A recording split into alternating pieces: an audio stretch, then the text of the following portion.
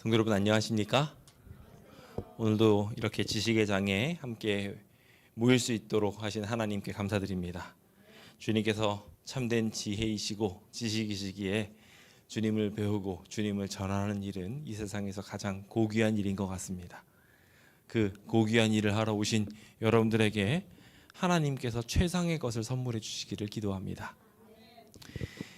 명절이 다가오고 있습니다. 이 명절 시즌에 아마 여러 가족들을 만나게 될 겁니다. 명절이 되면 여러분들은 가족들을 만나면서 어떤 걸 느끼시나요? 가족들을 만날 때마다 제가 요즘 느끼는 것이 있다면 그 가족들이 벌써 쑥쑥쑥 크더니 저를 앞질러 가고 있다는 것입니다.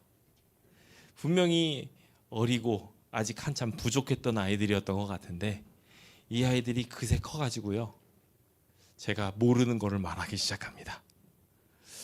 저도 이런데 여러분들은 어떠신지 걱정입니다. 아이들은 점점 빠르게 바뀌는 이 세상에 함께 적응해 나가면서 살아가는데 우리들은 왠지 뒤처진 것 같고 부족한 게 많아 보일 때가 분명히 있을 것입니다. 하지만 성도 여러분에게 분명히 좋은 복음이 있습니다. 우리 하나님에 대해서는 여러분들이 더 잘하신다는 겁니다. 하나님을 아는 지식에 있어서는 여러분들이 엘리트시라는 겁니다. 그 사실에 대하여 하나님께 무한한 감사를 느끼게 되시길 간절히 바랍니다. 근데 문제는 우리가 이런 하나님을 아는 지식에 있음에도 불구하고 그것을 들고 나가 전달을 하면 세상의 지식을 가득 담은 아이들은 에이 그런 게 어디 있어요 라고 말할 때가 있습니다. 하나님이 창조하신 이야기, 기적으로 우리를 보호하시는 이야기, 구원에 대한 묘리들을 우리가 설명하면 전도하면서 막힙니다. 그 사람들은 이미 머릿속에 진환호로 꽉 차 있어요. 그래서 창조에 대한 이야기를 우리가 그냥 어설프게 진행을 하면 에이 언제적 이야기를 하시는 거예요 라고 이야기하면서 반박해버립니다. 하나님의 존재를 말하려고 하면 보여달라고 이야기하며 증거를 대라고 이야기하고요, 똑똑해져 버린 이 아이들의 머리가 하나님을 알려고 들지 않습니다. 아마 이 자리에 계신 많은 분들이 그러한 담장에 막혀서 자식들과 이웃들과 가족들을 주님께로 이끄는데 좀 어려움을 겪지 않으실까 생각해 보게 됩니다. 오늘 우리가 살펴보게 될 2차 선교여행은 그러한 어려움을 겪게 되는 바울의 이야기를 기록하고 있습니다. 바울은 지성의 도시라고 불리우는 아덴이라는 곳으로 가게 됩니다.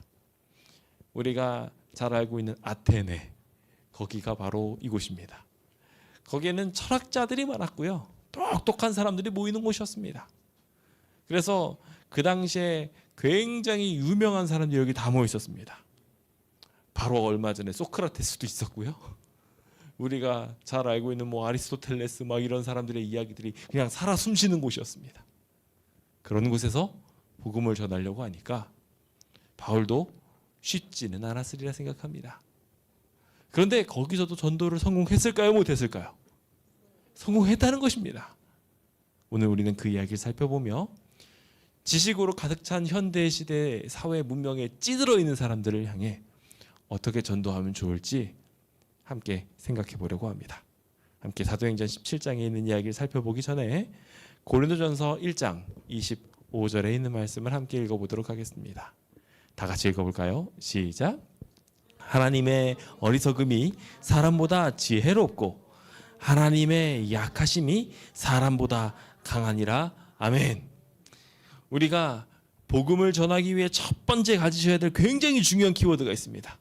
자신감입니다. 자신감을 가지시기 바랍니다. 하나님을 아는 지식이 최고라는 것입니다. 하나님을 아는 것이 최고라는 거예요. 그래서 하나님이 어리석음이 인간보다 훨씬 더 뛰어나다는 거예요. 하나님이 어리석지 않으시지만 하나님의 가장 낮은 지혜라 지식이라 말할지라도 그것이 인간이 도저히 따라갈 수가 없다는 것입니다. 그러니까 하나님께서 성경에 기록해 놓으신 것 중에 가장 비천한 것, 그게 있을까 싶지만은, 그런 가르침이라 할지라도, 그런 가르침이라 할지라도, 그것이 인간이 도저히 따라갈 수가 없다는 것입니다. 그러니까 하나님께서 성경에 기록해 놓으신 것 중에 가장 비천한 것, 그게 있을까 싶지만은, 그런 가르침이라 할지라도, 그것이 인간이 도저히 따라갈 수가 없다는 것입니다. 세상의 것보다 훨씬 더 뛰어난 것임을 기억하시기 바랍니다. 하나님이 가장 약해지신다 할지라도 사람보다 훨씬 더 강하시다는 것을 기억하시기 바랍니다. 우리가 그것에 대한 자신감을 가지고 나가야 비로소 전도할 때 하나님께서 역사하시고 기적을 일으키실 수 있습니다. 우리가 그 사실을 분명하게 알고 나가서 일단 눈빛부터 자신감으로 무장을 하시기 바랍니다. 함께 좀 볼까요? 지금 자신감 있는 눈빛이신지 아니면 기운이 빠져서 다 썩어 빠진 동태 눈깔이 되고 계신지. 아, 좋습니다. 이제 좀 눈에 생기가 도시는 것 같습니다. 우리 그 눈을 딱 초롱초롱하게 뜨시고 우리 전도하러 한번 나가겠다고 결심 한번 해보셨으면 좋겠습니다. 여기 고린전서 1장 27절은 이 이야기에 이어서 설명을 하면서 하나님께서 세상의 미련한 것들을 택하사 지혜 있는 자들을 부끄럽게 하신다고 말하고 있습니다. 우리가 절대로 세상 사람들보다 더 지혜롭지 않을지 모르겠습니다. 그러나 하나님께서는요, 이 미련한 것들을 택하셔가지고요, 지혜 있는 자들을 부끄럽게 만드신다고 합니다. 그 비결은 뭘까요? 바로 하나님의 말씀입니다. 그 입술에 하나님의 말씀과 약속들이 가득하게 되면 아무리 지혜로운 사람이라 할지라도 여기 하나님의 어리석음이 지혜 있는 자보다 훨씬 더 크니까 우리가 그걸 담고 있는 한 명절에 가서 꿀릴 일은 없는 겁니다. 가가지고 이 한 해 동안 어떻게 보내셨습니까? 라고 이야기할 때 나는 하나님과 가까이 보냈습니다. 그거 하나면 끝인 거예요. 우리 이 자리에 계신 모든 분들이 그렇게 하나님 곁에 있었음을 고백하고 있게 될 것을 증거하며 하나님의 복음을 전파함으로 강한 것들을 부끄럽게 만드는 하나님의 역사를 꼭 경험하고 돌아오게 되시길 간절히 바랍니다. 자, 그럼 바울은 어떻게 전도했을까요? 바울 그는 여기에 갈 때까지 참 많은 시련과 역경을 겪고 도착하게 되었습니다. 대체적으로 과거의 여행객들은 굉장히 초라했습니다.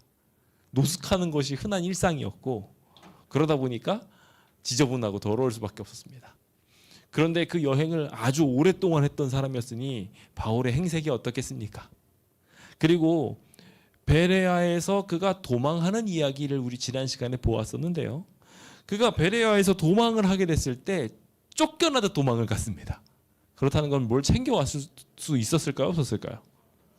챙겨오는 거 힘들었을 겁니다. 그러니까 행색이 남루하고 어려웠을 겁니다. 심지어 여기 베레아라는 여기 지도를 살펴보시면 베레아가 여기 이제 데살로니가 근방에 딱 찍혀 있단 말이에요.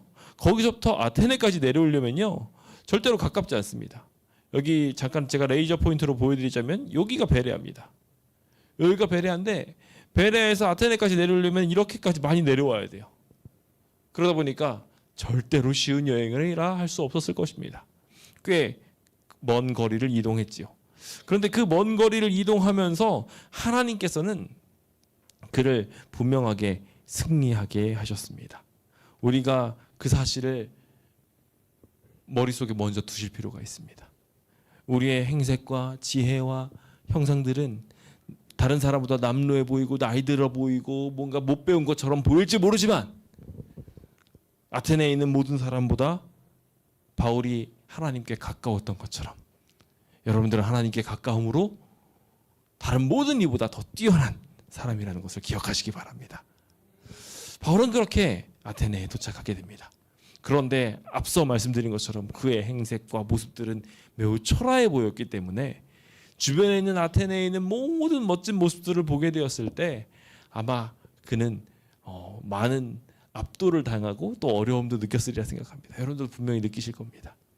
그 아테네에 도착하게 됐을 때 그는 두 가지 아주 중요한 목적을 경험하게 됩니다. 우리 앞으로도 보게 되지만 여기 첫 번째 왔을 때 이 도시에 있는 많은 사람들이 우상 숭배하는 걸 보고 선교하고 싶은 열정으로 가득 차게 됩니다. 그리고 또 하나는 이 선교하고 싶은 열정과 남아있는 베레아나 데살로니가 있는 사람들이 너무 걱정되는 거예요. 그래서 그 사람들을 어떻게든지 잘했으면 좋겠다는 생각을 하게 됩니다. 그러다 보니까 부르게 됩니다. 자기에게 속히 오라고 초청하는 메시지를 말입니다. 그래서 실라와 디모데가 여기서 한참 봉사하고 있을 때 빨리 와서 여기에서 같이 다시 한 번 더 무언가를 정돈하고 선교를 계속 이어갔으면 좋겠다고 생각하게 되지요. 그래서 그는 이곳에서 그들을 기다리게 됩니다. 그런데 앞서 말씀드린 것처럼 베레아에서 아데네까지는 거리가 좀 있습니다. 그러다 보니까 그는 이곳에서 잠시 체류할 수밖에 없게 되었죠. 그러니까 지금 우리가 살펴보게 될 이 이야기는 아직 실라도 디모데도 만나기 전에 바울만 나오는 것으로 보아 그 여행을 이 사람들을 빨리 급히 내려라고 하기 전 그렇게 길지 않은 기간 동안에 있었던 이야기라는 것을 알 수 있게 됩니다. 자, 그럼 그 이야기를 살펴보면서 이번에 명절이 역대급으로 길긴 하지만 길지 않은 이 짧은 시간 동안 가족들에게 그리고 지성인 된 그들에게 어떻게 복음 전하면 좋을지 잠시 좀 같이 고민해 보면 좋겠습니다. 자, 첫 번째입니다. 지성인에게 전도하기 위한 가장 강력한 방법 중에 하나가 바로 이거라고 생각합니다. 계속 말하는 거예요.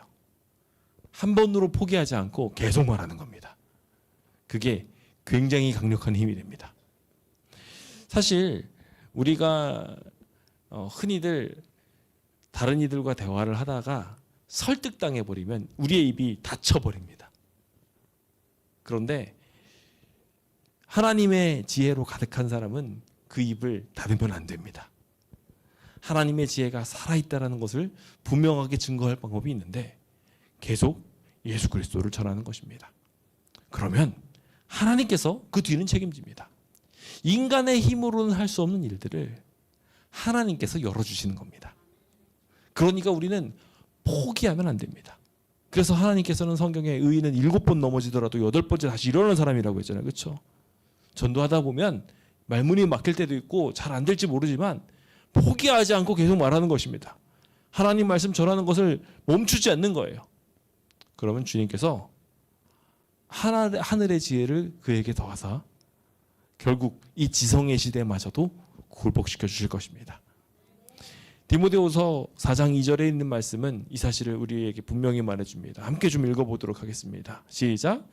너는 말씀을 전파하라. 때를 얻든지 못 얻든지 항상 힘쓰라.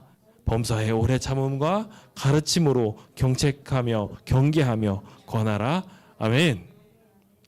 네, 너무나 자주 요즘 말씀드리고 있는 말씀입니다. 때를 얻든지 못 얻든지 언제나 어디에서나 복음을 전하십시오.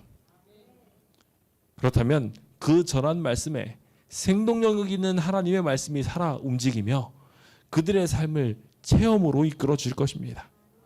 그러면 주님께서는 하나님의 능력이 살아있음을 그들의 마음속에 깨우쳐서 그동안 머리로는 이해되지 않았던 것을 가슴으로 이해하게 하실 것입니다.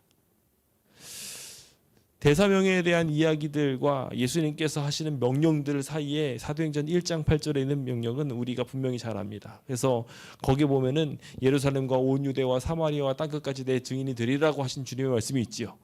그러면서 땅끝까지 이르기까지 나의 증인이 될 것이라는 이야기에 공동 번역에는 그 내용에 삽입시켜 놓은 한 가지가 있습니다. 땅끝에 이르기까지 어디에서나 라는 단어가 들어가 있습니다. 실제로 이게 원문에 가깝습니다. 그러니까 땅끝까지 복음을 증거하는데 어디에서나 다 증인이 될 거라고 말하고 있는 거예요. 우리가 장소를 가리거나 시간을 가리거나 그러면서 복음을 전하는 사람이 아니라 우리는 성령이 임함으로 말미암아 어디에서나 복음을 전하는 사람이 된다는 것입니다. 바울도 그러한 사람이었습니다. 그래서 바울이 실제로 그의 신앙을 진행해 나가는 과정 속에도 사실 실라와 디모데를 향해 속히 오라고 이야기했으니까 거리가 멀다 하더라도 갔다가 오는 동안에 좀 기다릴 수 있었을지도 모르겠습니다. 실제로 영감의 말씀이나 내용들을 보면은 바울이 이곳에 가서 전도하고 싶은 마음에 위축되는 듯한 느낌을 받았다고 말하고 있어요. 혼자밖에 없으니까요. 베레아에서 같이 왔던 사람들 다 돌려보냈고요. 이제 자기 혼자 여기 남아 있는 거예요. 실라랑 디모데 오라고 하면서 이런 상태에서 위축되는 마음이 분명히 있었을 거예요. 심지어 거기 있는 사람들은 다 지성인들이에요. 아마 명절에 복음 전하려고 할 때 비슷한 느낌 받으실지 몰라요. 그러면요, 그런 상황들 속에 바울과 같은 상황에 놓여 있었구나 생각하시고 바울이 어떻게 했는지 좀 생각해 보면 좋을 것 같습니다. 바울은요 거기 딱 가서 그들을 기다리고 있는데요. 여기 분명히 16절에 그들을 기다리고 있는 중이라고 말하고 있죠. 아직 아무도 오지 않았어요. 그런데 그는 이곳에서 우상이 가득한 걸 보기 시작합니다. 그곳에 하나님을 믿지 않는 사람들의 주제들과 대상들이 가득한 걸 보게 된 것입니다.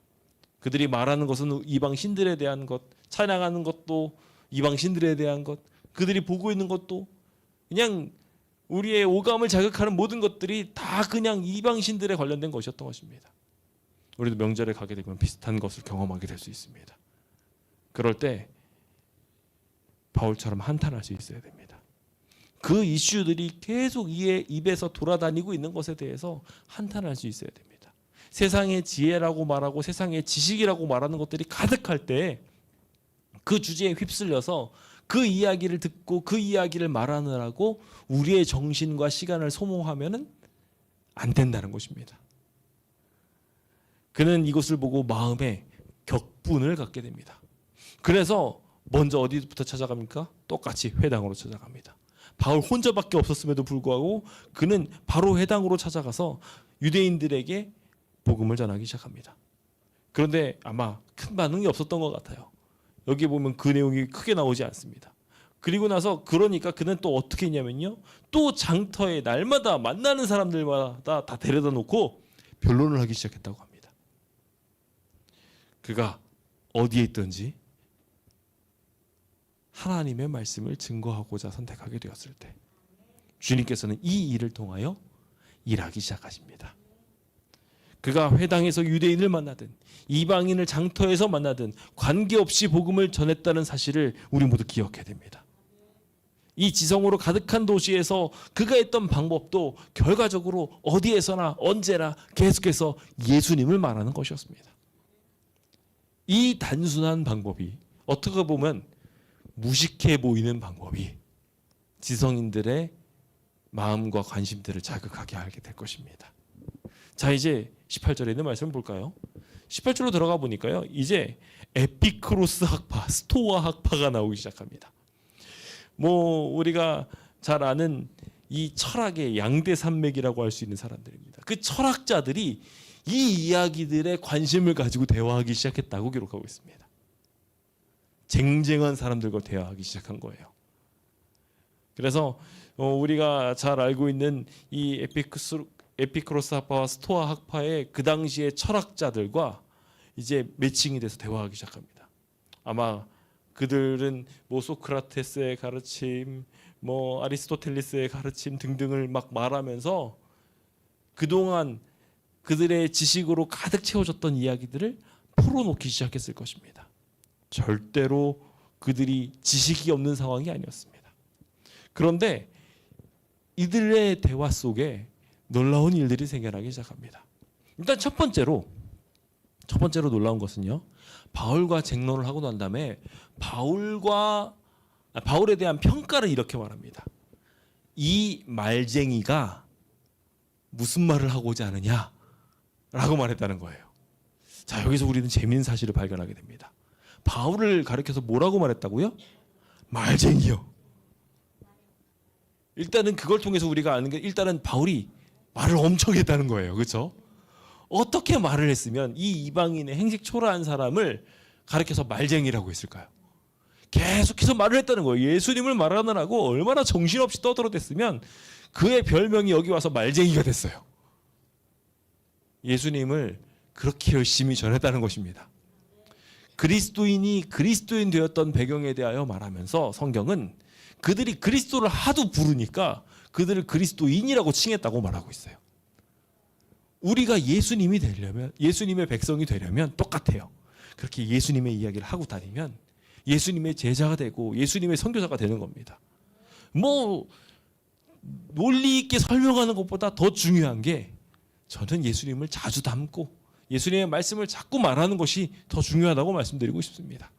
그렇게 열심히 예수님을 말하며 여러분들도 예수님을 증거하는 말쟁이 되시길 예수님의 이름으로 축원드립니다. 그리고 여기에서 우리가 한 가지 더 느끼는 것이 있습니다. 이 말쟁이가 무슨 말을 하느냐라는 이 말쟁이라는 단어에 느껴지는 느낌입니다. 그가 이 이야기를 하면서요. 바울이 하는 이야기를 듣고 그들이 뭐 마음으로 굴복은 안 했을지 몰라도 더 할 말을 찾지 못했던 것 같아요. 그 대쟁쟁한 사람이 이 말쟁이 하는 말 보소 대단합니다라고 이야기하면서 뭔 말을 하는지 몰라도 내가 도저히 이 이야기에서 내 승기를 못 찾은 거예요. 만약에 그가 이겼다면 어리석다고 이야기하거나 무시하거나 그러면서 끝났을 텐데 그러지 않고 그를 말쟁이라고 말하면서 그의 이야기에 관심을 가지고 무슨 말을 하고자 하느냐라고 얘기하면서 무시한다 할지라도 결과적으로 그를 압도할 수 없었음을 보게 됩니다. 우리가 하나님의 말씀을 계속 증거하게 되면 하나님은 그 가운데 놀라운 승리도 예견해 놓으십니다. 그래서 보면은요, 여기 어떤 사람들이 그렇게 하면서 약간 부정적인 표시를 했을지 모르지만 동시에 어떤 사람도 있었냐면요, 이방신을 전하는 사람인 것보다 하고서 그 이야기에 귀 기울여서 그 이야기를 정리하고 하나님이라는 분을 소개하고 있는 그 이야기들을 받아들이게 되는 것을 보게 됩니다. 그래서 바울이 예수 그리스도의 부활을 계속 전하는 이야기를 보고 신의 이야기라고 정리를 했던 것입니다. 이 땅에 분명히 살다 우리를 위해서 승천하셨던 그 이야기에 대해서 정리하면서 신 이야기를 하고 있다고 정리했다는 것입니다. 불과 얼마 시간 차이가 나지 않은 예수님을 신의 이야기로 접했다는 것이기도 하죠. 우리가 열심히 복음을 전하면요, 이와 같은 기적들이 일어나기 시작합니다. 그래서 그 이야기들이 어떻게 되냐면요, 19절 이야기로 들어봅시다. 그를 데리고 와서요, 아레오바고라는 곳으로 데려갑니다. 우리 아레오바고 들어보셨습니까? 제가 몇 번 우리 성전 수호를 하면서 아레오바고 이야기했던 기억이 있습니다. 그곳은 아레스 평의회라는 곳입니다. 여기서 실제로 행정이나 이런 것도 이루어지지만 여기는 뭘 하는 곳이냐면요, 지성인들이 모여서 한 주제를 두고 토론을 하는 장소였어요. 그래서 그가 어디로 끌어간 거냐면 뭐 지금으로는 대단한 학파의 뭐 지금으로 치면 대학 연설하는 곳으로 데려간 겁니다.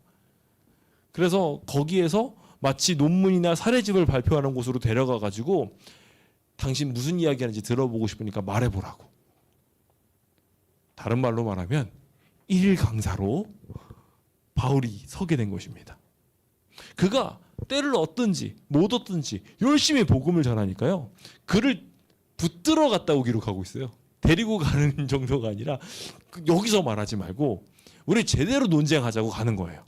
제대로 말을 나눠보자고 끌고 갔던 것입니다.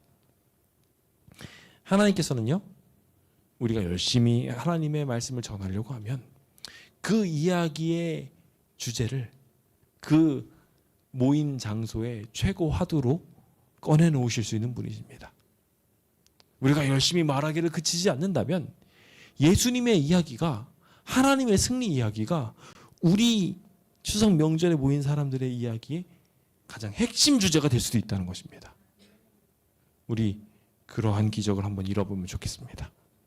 많은 지성인들이 가득하다 할지라도 그 이야기에 관심 가지고 그 이야기 속에 살아계신 하나님을 발견할 수 있게 될 것입니다. 특히 우리는 성전 수호로 경험된 하나님의 이야기들이 분명히 있습니다. 살아계신 하나님의 이야기들을 가지고 가서 이제는 뭐 자신 있게 증거하시기 바랍니다. 그렇게 이야기하며 하나님의 살아계심을 말해봅시다. 그래서 여기 그들이 관심 가지면서 내가 말하는 이 새로운 가르침이 무엇인지 우리가 알 수 있는지 한번 데리고 와서 말해보라고 이야기하면서 그 이야기를 들어볼 수 있도록 자리를 펼쳐놔 주세요. 그것까지 하는 게 우리가 지성인을 이길 수 있는 첫 번째 다리를 놓는 것입니다. 부디 우리의 입술에 하나님의 말씀들이 가득해서 이렇게 쳐도 하나님 얘기, 저렇게 쳐도 하나님 얘기, 계속 예수님 이야기로 가득한 아름다운 명절 되시길 간절히 바랍니다. 두 번째로 우리가 지성의 시대에 전도하는 방법이 있습니다. 많은 이야기를 하는 것에다가 한 가지를 더 하는 것인데요, 그 전도를 하게 될 때 지성인들은 기본적으로 무슨 특징을 가지고 있냐면 아는 게 많아요. 굉장히 아는 게 많다 보니까 그 아는 이야기들을 꺼내서 그 이야기로 설명해 주세요. 그러면은 그걸 가지고 하나님께서 놀라운 기적을 일으켜 주실 것입니다. 옛날에 우리 예언전도회가 잘 됐던 이유들이 있습니다. 예언전도회를 하면요 항상 다니엘서에 나오는 역사 이야기가 등장합니다. 그러면은 거기에 지성인들이 모여서 앉아 있을 때 그 이야기가 딱딱 맞아 떨어지는 걸 보고 그 역사를 알고 그것을 경험한 사람들이 손뼉을 치게 되어 있습니다. 예언전도회가 잘 돌아가는 이유가 사람들이 아는 그 지성에 실제로 호소하면서 그들의 마음속에 동의를 이끌어낼 수 있는 기적을 일으켰기 때문이었습니다. 그들이 아는 지식을 하나님의 이야기로 이끌어갈 때 굉장히 효과적인 전도가 이루어졌던 것이죠. 그래서 예수님께서는 심지어 무식한 사람에게 전도할 때도 그들이 아는 관심사, 그들의 대화의 이야기를 가지고서 대화하셨습니다. 오늘 우리가 이 지성의 시대에 전도하기 위해서도 동일한 방법이 필요합니다. 고린도전서 9장 22절입니다. 함께 좀 읽어볼까요? 시작. 약한 자들에게 내가 약한 자와 같이 된 것은 약한 자들을 얻고자 함이요 내가 여러 사람에게 여러 모습 된 것은 아무쪼록 몇 사람이라도 구원하고자 함이니. 우리가 불과 얼마 전에 함께 살펴보았던 성경절입니다. 바울이 전도를 하면서 그가 가지고 있었던 비결이었죠. 그는요 약한 사람을 만날 때면 약한 사람이 되셨습니다. 그 사람이 어떤 상황이 됐든 여러 모습으로 나타나가지고 그들에게 그들이 인지하고 그들이 잘 알고 있는 모습으로 나타나 말합니다. 왜냐하면 그들이 아는 관심사와 하늘의 이야기가 매칭될 때 가장 효과적으로 전도가 이루어지기 때문을 있다는 것을 알기 때문입니다. 오늘 우리가 그와 같은 아름다운 지혜를 가지게 되시길 간절히 바랍니다. 세상에 있는 많은 사람들은 자기 스스로를 다 부자라고 생각하면서 살아갑니다. 그래서 다 머릿속에 지식으로는 가득 차 있다고 말하죠. 그게 라오디게아 교회의 특징이잖아요. 그래서 나는 부족한 것이 없다고 생각하며 예수님의 이야기를 그냥 넘어가기 쉽습니다. 그런 사람들에게 필요한 것들은 실제로 그들이 가지고 있다고 생각하는 것들이었습니다. 라오디게아 교회에 실제로 주었던 것은 그들이 눈 뜨고 잘 보고 있다고 이야기하니까 안약을 사서 발라줬어요. 그들과 관련된 거였어요. 자기 잘 입고 있다고 이야기하니까 잘 입고 있는 옷을 줬고요. 그렇죠? 그리고 그들이 가난한 상황이면 그 가난한 것들을 부유하기 위해서 금을 사가지고 주라고 이야기를 하고 있었어요. 그들이 가지고 있는 보화들을 말입니다. 똑같습니다. 우리가 전도하게 될 때 그들이 잘 가지고 있다고 생각하는 거, 그들이 뛰어나다고 생각하는 것들을 주제 삼아서 우리가 복음을 전할 필요가 있습니다. 실제로 이제 우리가 함께 살펴보게 될 22절부터 나오는 이야기에서 아레오바고에서 한 전도는 그들이 가지고 있는 지식을 가지고 말하기 시작합니다. 오늘 우리가 해야 될 방법도 같습니다. 그들이 가지고 있는 관심사로, 그들이 가지고 있는 생각들로, 그들이 자기의 이야기들을 막 꽃피울 때 그 이야기에서 끄집어내서 주제를 예수님의 이야기로 끌고 갈 수 있게 된다면 굉장히 효과적인 방법이 되지 않을까 싶습니다.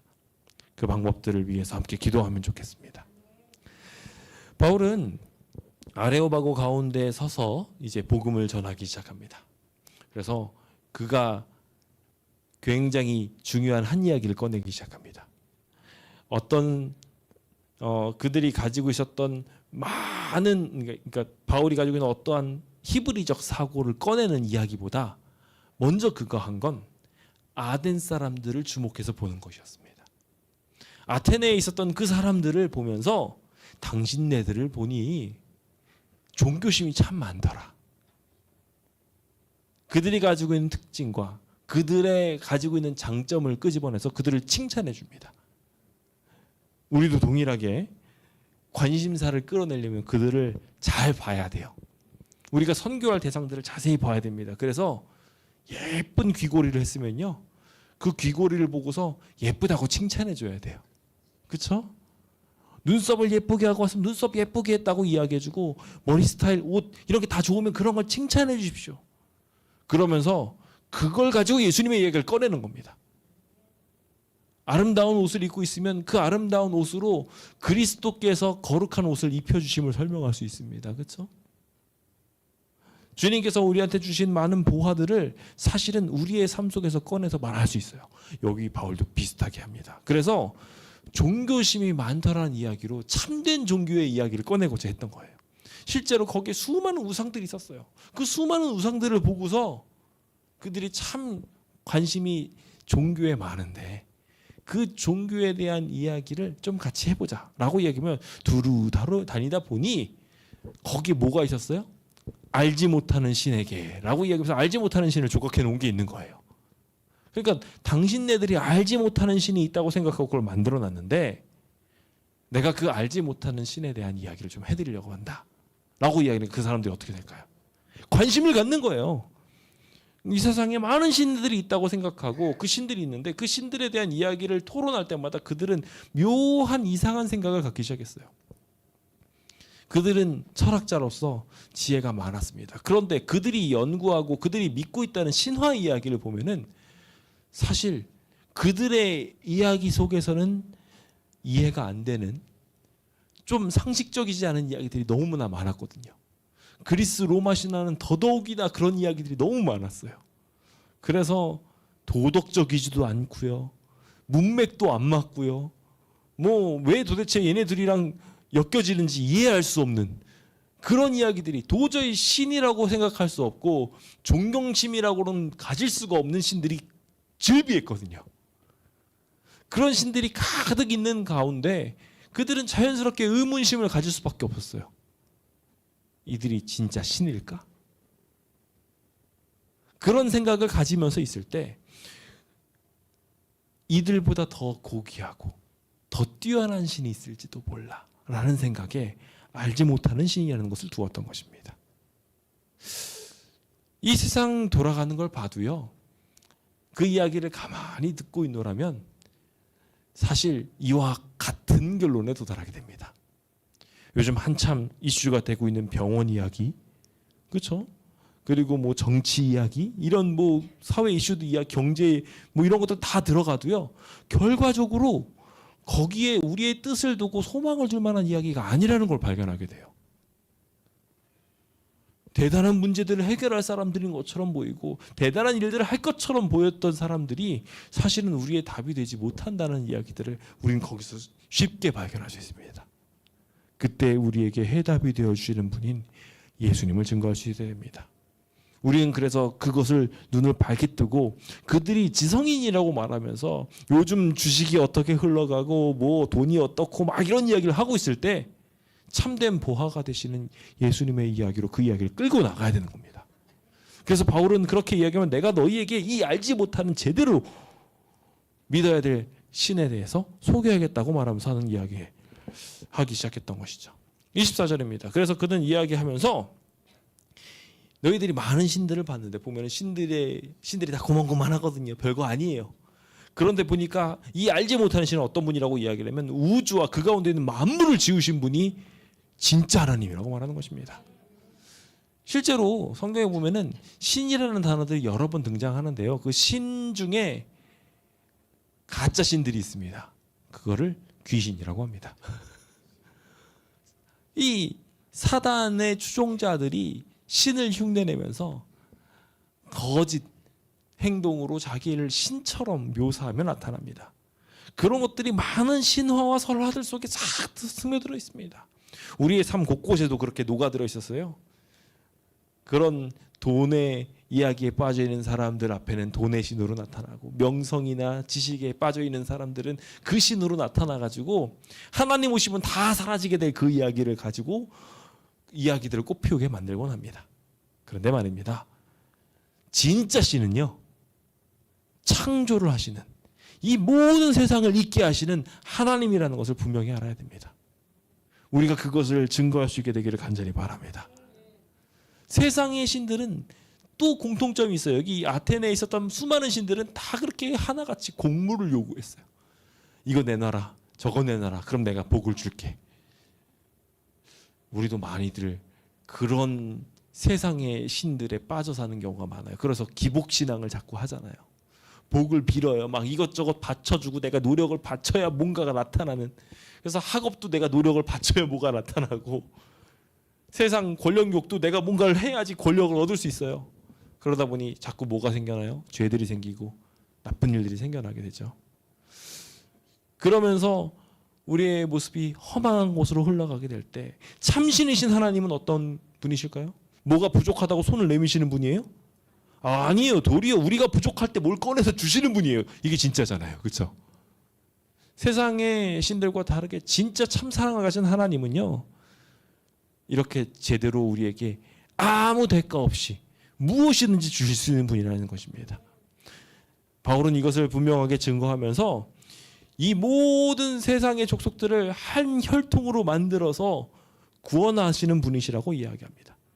그들을 인류로 있게 하신 분, 그곳에 거주를 어디로 살게 하실지 정하시는 분, 그들의 언어를 정하시고 어떻게 생활하게 하시는지 다 정하시는 분이 결국 하나님이었다는 것을 분명하게 하면서 하나님께서 이 모든 것들을 설계하셨다고 분명히 말합니다.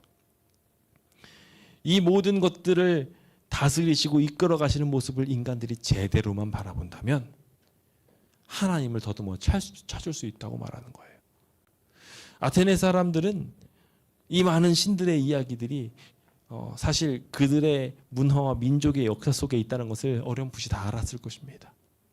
이 도시 국가와 저 도시 국가가 서로 싸우면서 거기 있는 신과 저기 있는 신이 서로 결혼하고 아들 맺고 사촌 사돈 맺고 그러면서 만들어지는 과정들, 이 학자들이라고 몰랐을까요? 사실 알았어요. 그들이 다 그런 식으로 신들을 만들어가고 있는 것을 봤기 때문에.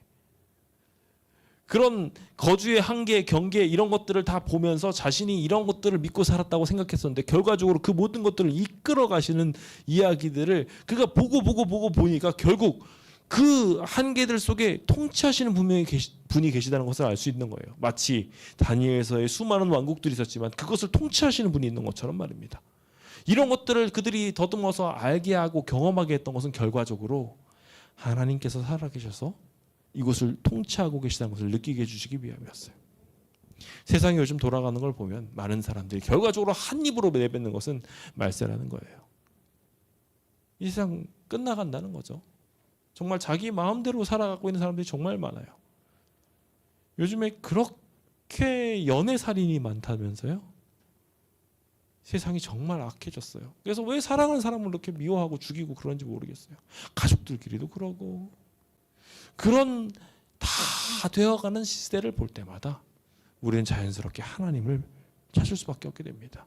세상에서의 행복을 쫓아갔던 사람들이 결과적으로 그 행복을 찾지 못하는 모습을 보며 하나님만이 답이라는 것을 그들 스스로도 더듬어서 알게 될 것입니다. 바울은 그 사실을 분명하게 하면서 이 모든 것들을 그렇게 두신 것이 하나님이라고 분명하게 말하고 있습니다. 그래서 우리가 움직이는 것도 하나님의 힘이고, 그리고 그 모든 것들도 다 하나님의 축복으로 이 안에 온 것이고, 우리가 다 그래서 하나님의 소생으로 살아가고 있다. 하나님이 이끌어 가시고 하나님이 생명 주셨고 하나님이 지금 모든 것들을 다 주셨다는 거예요. 우리가 또 이거 말하기 좋은 주제잖아요. 명절이고 심지어 그게 추석이니까요.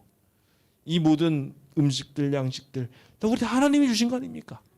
그러니까 이 사과를 봐라. 사과가 이렇게 맛있게 됐을까? 농부가 농사를 잘 지어서가 아니라 누가요? 하나님이 우리에게 복을 주셔서 이 많은 과일들을 맛있게 주신 거예요. 그렇죠? 하나님의 이 기묘막측한 솜씨를 보라고 말하면서 사과를 맛있게 드시기 바랍니다. 그게 전도입니다. 그렇게 감사하고 기뻐하는 삶을 보이게 되고 그것을 증거하는 일이 진짜 선교였던 거예요. 그래서 세상에 고안해냈던 금이나 은이나 돌로 만든 사람의 기술로 만든 어떠한 지성의 집결체가 섬김의 대상이 아니라 하나님이 주신 모든 신비한 섭리들이 우리에게 주어져서 이렇게 밥상에 올라와 있고 우리의 삶을 구성하고 있다는 것에 대하여 찬양하게 된다면 그게 진짜 전도가 아닐까라는 생각을 해보게 됩니다. 바울이 했던 그 전도가 오늘 우리의 전도가 되었으면 좋겠습니다. 그래서 그 전에는 알지 못했던 이야기였는지 모르겠지만 이제는 아는 이야기가 됐으면 좋겠다고 이야기하며 다 돌아와서 회개했으면 좋겠다고 우리 모두 초청해 봅시다. 그들이 모르는 게 아니라 사실은 그들이 더듬어서 알 수 있는 소스를 다 가지고 있었어요. 여러분들의 주변에 있는 이웃들, 가족들도 다 그렇게 더듬어서 알만한 이야기들 한두 개씩은 다 가지고 계셔요. 요즘에 안 아프신 분들 계신가요? 다 아프시잖아요. 그렇죠? 그분들에게 그 아픈 게 주제예요. 그렇죠? 그래서 이거 아프면서 계단 올라가면서 아이고 하나님 이럴 때 우리가 그 하나님을 증거해야 됩니다. 그렇지 않습니까? 그게 진짜 전도예요. 그렇죠? 그렇게 하며 그들이 그동안 알고 있었던 이야기, 그 이야기들을 통해서 하나님을 조금씩 맛보게 될 때 아주 빠른 속도로 그들의 지성 속에 참된 지혜이신 하나님이 자리 잡게 될 것입니다. 부디 그렇게 되기 위해서 더 많은 하나님을 이해하고 설명할 수 있는 능력들이 여러분들의 마음속에 자리 잡게 되시길 예수님의 이름으로 축원드립니다. 지성의 시대에 전도하는 마지막 세 번째 방법은 거절 속에 있습니다. 지성인들은요 똑똑합니다. 그렇기 때문에 반대를 하는 것도 기가 막히게 합니다. 그래서 우리가 지성인들한테 전도할 때는요 항상 거절을 염두에 둬야 됩니다. 반대를 염두에 둬야죠. 사실 우리가 지혜로 그들을 이기는 것은 사실 어려울지 모르겠습니다. 많이 아는 부분에 있어서 우리가 그들을 앞지르는 건 쉽지 않아요. 그래서 우리가 잘해야 하는 방법 중에 하나는 거절에 잘 대처할 줄 알아야 된다는 거예요. 그들이 부인하고 반대할 때 그것에 대해서 자연스럽게 그냥 마음을 굳게 해야 합니다. 그러면서 동시에 그 거절 가운데 있는 희망들을 찾아서 일깨울 수 있는 사람이 되어야 됩니다. 사실은요 상대방들이 반대할 때에도요 그 반대하는 이야기 속에 답들이 있는 경우가 생각보다 많습니다. 그래서 상대방이 이야기하는 것 중에 예수님의 이야기 방법을 잘 써가지고 하는 방법도 지혜입니다. 너는 어떻게 생각하니? 라고 이야기하면서 그러면 그들 스스로가 이야기하면서 자기 스스로 답을 찾습니다. 우리는 사실 많이 몰라서 거기까지 못 가는 경우도 많아요. 그래서 지혜가 부족하면 하나님께서 그 일을 이루시겠다고 생각을 하고 거절을 당한다 할지라도 그곳에 희망을 예수님께서 일할 거라고 생각하고 믿고 의지하면서 낙심하지 마시고 예수님을 다시 1번으로 돌아가는 거죠. 포기하자고 또 말하는 거예요. 그럼 하나님께서 거기서 놀라운 기적을 일으켜 주십니다. 시편 42편 11절입니다. 함께 읽어볼까요? 시작. 내 영혼아 내가 어찌하여 낙심하며 어찌하여 내 속에서 불안해하는가. 너는 하나님께 소망을 두라. 나는 그애가 나타나 도우심으로 말미암아 내 하나님을 여전히 찬송하리로다. 아멘. 아멘. 이것을 믿게 되시길 간절히 바랍니다. 사실 현재 있는 상황은 막 한참 설득하고 난 다음에 나는 완전히 깨지고 돌아왔다 생각하면서 마음의 절망을 품게 될 수도 있을지 모르겠습니다. 하지만 낙심하지 마십시오. 불안해하실 필요도 없습니다. 이게 전도가 잘 안 돼서 내가 오히려 하나님께 욕 돌린 거 아닌가 생각하지 마십시오. 소망을 누구한테 두라고요? 하나님께 두라고요. 하나님께서 분명히 역사하고 계셨을 것입니다. 우리가 한 대화 속에 하나님 분명히 일하고 계시고요. 그들은 입으로 말쟁이라고 말하고 그건 무슨 얘기하는지 도저히 모르겠다라고 말하면서 그냥 거절하는 빛을 보였을지 모르지만 마음 한켠에 분명히 하나님이 들어가셨습니다. 그리고 그것을 하나님께서 어느 순간에 분명히 발현시켜서 일하실 것입니다. 우리가 그 사실을 믿고 정말 안 좋은 분위기 속에서도 분명히 하나님의 열매가 자라나고 있고 역사하고 있음을 기억하시길 간절히 바랍니다. 자, 그렇다면 우리가 그 사실을 확인해 보도록 하겠습니다. 32절입니다. 이제 그래서 그 이야기를 쫙 합니다. 그 이야기를 하는 이야기 중에 이제 32절에 그들의 반응을 보면 죽은 자의 부활을 드는 이야기가 나옵니다. 그러니까 우리가 지금 이야기한 방금 전 하나님께서 뭐 거주의 경계를 두고 막 이런 쭉 이런 이야기들이 하나님에 대한 소개 이야기만이 아니었다는 것을 알 수 있어요. 그 이야기를 쭉 하면서 예수님 이야기도 하고 예수님이 죽은 자에서 부활하셨고 우리도 그렇게 부활할 것이다라는 이야기를 다 했다라는 것을 우리는 자연스럽게 32절을 통해 볼 수 있습니다. 그러니까 바울은 진짜 말쟁이가 되어서 열심히 복음을 전했던 겁니다. 이 사람들이 다시는 나한테 와서 말을 안 들을지도 몰라라는 생각을 가지고 열심히 최선을 다해서 말을 했던 거예요. 그렇게 최선을 다하여 말하는 가운데 이런 반응이 생겨납니다. 아마 처음에 이 지금 바울이 기록한 내용을 보고 이 학파에 있는 스토아 학파든 에피쿠로스 학파든 이 사람들이 듣고서 맞아, 그런 것 같아. 신들이 좀 이상한 것 같은데, 우리 믿는 신들이 별거 아닌 것 같은데 하면서 새로운 하나님에 대한 관심을 막 키웠을 것 같아요. 그래서 그 초반에 있는 이야기가 좀 더 자세히 기록되어 있죠. 그런데 이제 예수님의 이야기를 들으면서 이야기가 확 갈려지기 시작합니다.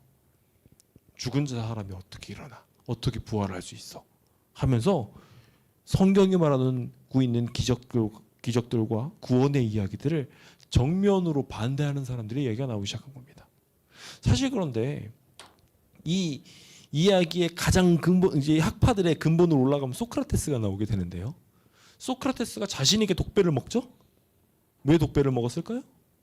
그는 이거를 먹어도 내 정신은 이데아의 세계로 가서 산다고 생각했기 때문에 먹었어요.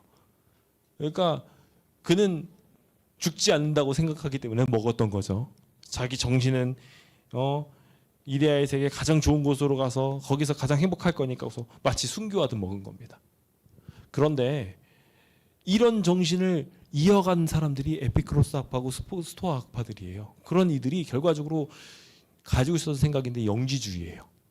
그래서 육체는 악하고 그리고 정신 세계는 선하다. 이런 생각을 가지고 있습니다.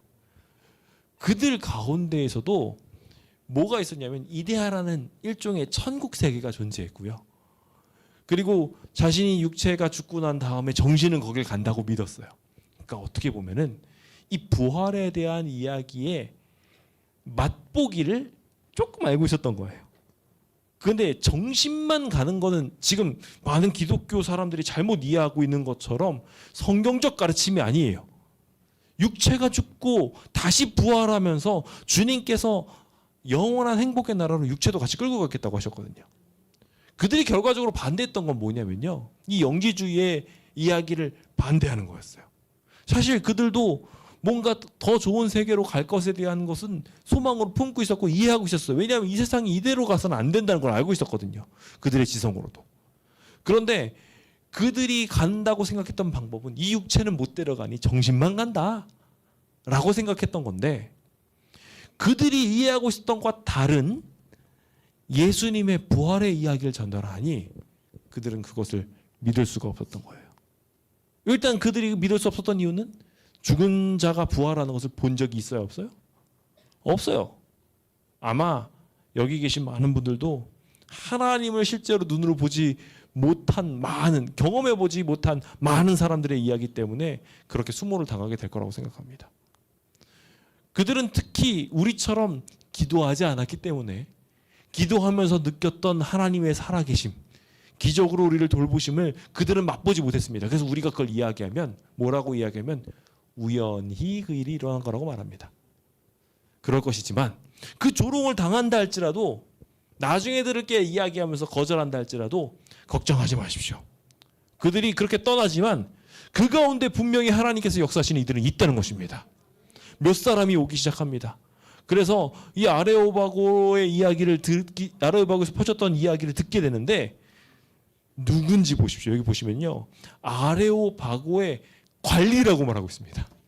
그러니까 이 지식의 논장을 펼치고 있는 이 관리가 이 이야기를 듣고 공감한 거예요. 바로 그 지식의 장애에 있었던 사람, 장터에서 말했으면 못 들었을 사람이, 그리고 수많은 지식인들이 말하는 것을 가장 많이 들었던 그 관리가 누구를 선택했다고요? 하나님 선택했다고요. 그 놀라운 기적이 분명하게 일어나게 될 것입니다. 다말이라는 여자들도 거기서 들었고요. 거기서 하나님을 영접하게 되었고, 또 다른 사람들도 있으면서 그곳에 하나님을 믿고 의지하는 사람들이 생겨나기 시작했습니다.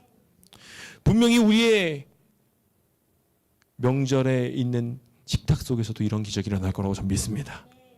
여러분들의 수고가 바울의 수고와 같이 헛되지 않게 될 거라고 저는 믿습니다.